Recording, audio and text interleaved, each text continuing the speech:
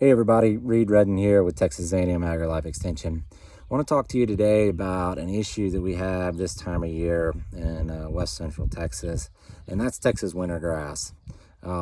This wintergrass is a cool season grass. It does grow pretty well, and it's pretty common in a lot of native range where there's a lot of mesquite trees that are deciduous during the winter, and so this grass grows up in and around them. It's pretty decent feed for sheep and goats and cattle and other livestock and wildlife species, but the problem with it this time of year is it's putting on these seed heads that will actually turn into little spears, and that's where it also gets its common name of speargrass. So it's mid to late April here in west central Texas, and those spears haven't started releasing yet, but in the next couple of weeks they'll start coming out, and so they'll get weak in their little sheath and they'll come out, and so as livestock or guardian dogs come walking by them, they'll release, and it's got a little barb on the end of that spear, and that barb will find that wool, mohair or hair on a guardian dog, and it'll work its way through their hair all the way to their skin. That barb on the end will actually penetrate the skin, and then the back of it will work like a corkscrew, and it'll just keep on going. As that animal moves, it just keeps burrowing in its way down. It'll punch a hole in the skin and get up underneath the skin, and even sometimes into the muscle of the animals.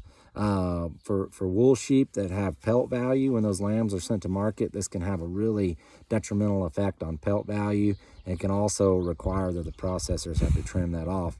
But even beyond that, it's just a major irritant to the animals to have to deal with this. So if you have wool sheep and you lamb in the fall or winter, this is the time of year most people are looking at marketing those lambs and selling them so that they don't have to deal with these spearheads when they start releasing. If you have an abundance of forage and you want to retain those lambs and put some more weight on them through the summer, it's advised that you go ahead and shear your sheep. It's also something to be on the lookout for ewes that were shorn in the winter that have more long wool on them. If they have less than an inch or so of wool, it generally is not an issue.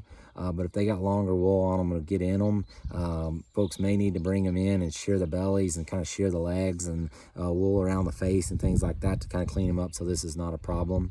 In winters, in springs where there's an abundance amount of rainfall, and this grass, you can kind of see it over here under this tree, gets really tall, it's even more of an issue because it elevates up. So not only is it getting in their legs, it'll get up in their chest and on their sides. It can be a real problem. And the same with guardian dogs. If you have guardian dogs that are straight Great Pyrenees or Great Pyrenees cross and have a good bit of long hair on them, this is the time of year you might think about trimming those dogs and shearing them so that the speargrass is not a problem. If you do let it go, it can be a major irritant to them for quite a long time. They'll develop a lot of pustules and pockets, and it's just a nasty thing that they have to deal with. So anyways, hope this was helpful.